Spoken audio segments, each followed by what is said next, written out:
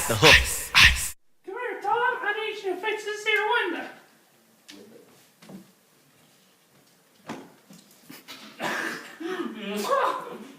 You whore. Jim, I thought that you was sitting there yonder. Hush, Mr. Heck Tate's testified. Would not, sir. It was night November 21st. I was leaving to go home when Mr. Yule came in. Very excited he was. Told me to get to his house quick. Some Negro raped his girl. Did you go? Certainly. Went out there as quick as I could. What'd you find? I walked in, she was laying in the middle of the room all beat up. I took her to the corner and washed her face off with a bucket, asked her who'd hurt her. And she said, Tom Robinson. Any questions, Atticus? Why, yes, actually. Mr. Heck Tate, did you call a doctor? No, sir. Why not? It wasn't necessary, Mr. Finch. Can you describe Mayella's injuries? She was very beaten around the head, particularly around her eye. Which eye? Her right eye. So your left, her right. Yes, sir. Did she have any other injuries? She had finger marks around her neck and her arms were very bruised. Thank you. Father Mayella Yule? Yes. Is this your first time in court, sir? Yes. What were you doing on the night of November 21st? Well, on the night of November 21st, I was carrying some wood and I heard Mayella scream. And I ran as fast as I could up to the window and I saw her with that black Negro. Whoa! Well, I ran for Tate as quick as I could. I've been asking this county for 15 years to clean down that Negro nest down there. They're dangerous to live by and they're devaluing my property. Thank you. Now, Mr. Bob Yule, you did a lot of running that night. Did you ever run for a doctor? There was no need to. Weren't you concerned with Mayella's condition? Well, I saw it for myself. Now, do you agree with Mr. Heck Tate's description of her injuries? Yes? So it was her right eye that was bruised, Yes. and she had finger marks on her neck and bruises on her arm. Yes. Sir, would you sign that piece of paper for me, please? Why? You'll figure out in a future question.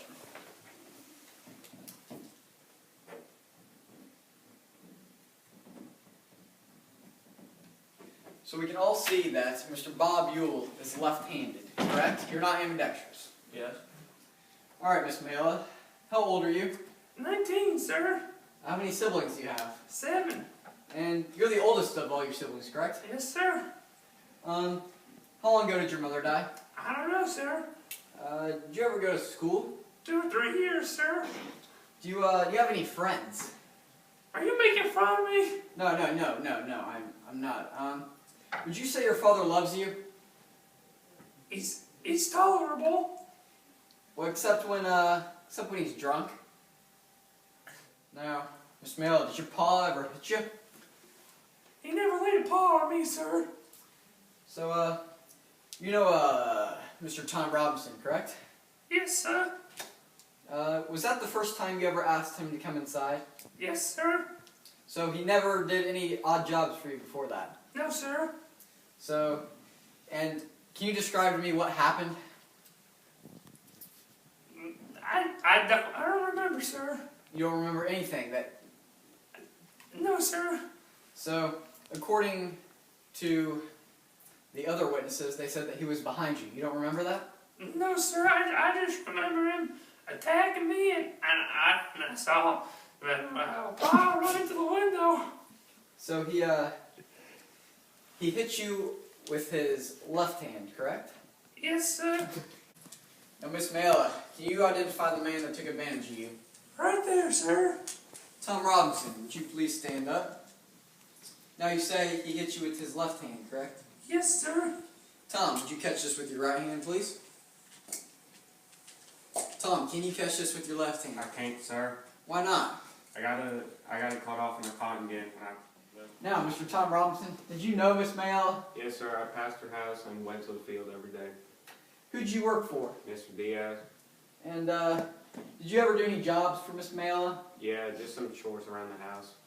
So you went into her house multiple times? Yes, sir. Did you ever go inside the fence without an invitation? No, sir. I would never disrespect a woman like that. Were you ever paid for your work? She offered, but I didn't receive anything. Now, Mr. Tom Robinson, can you describe to me what happened? So, she told me to come up, bust the shift rope. I went inside.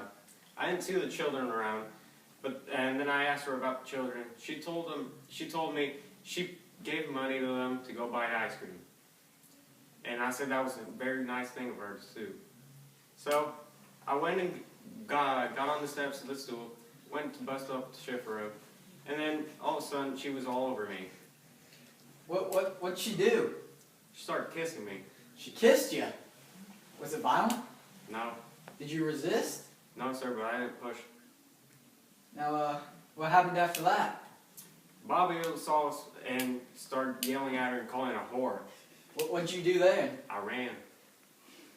And? I kind of feel sorry for her. Order. After 6 hours of thinking long and hard, the jury finally decided that Tom Robinson was guilty.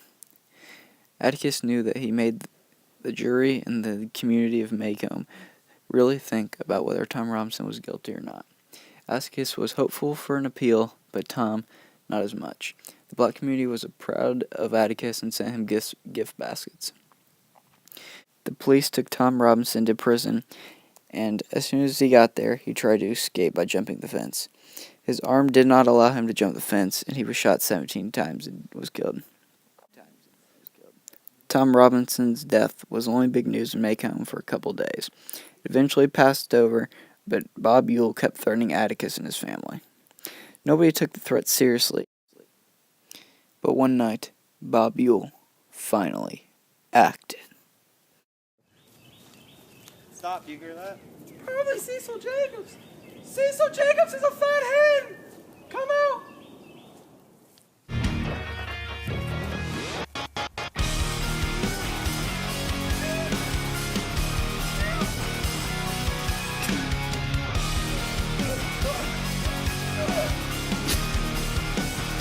Come on, buddy!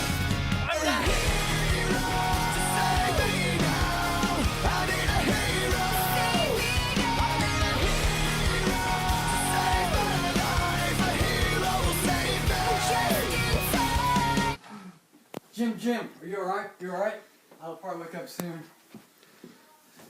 Bob Ewell's been found dead in the woods. What?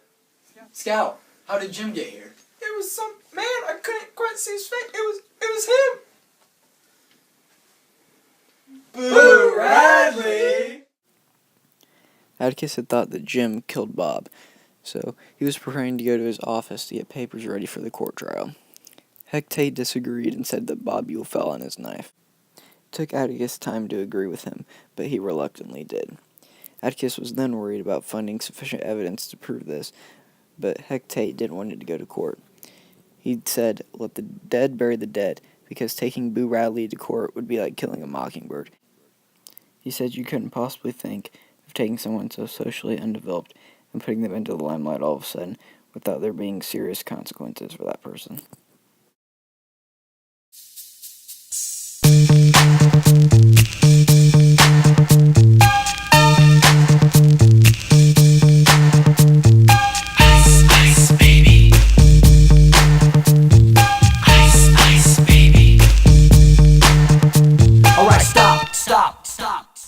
Check out the hooks.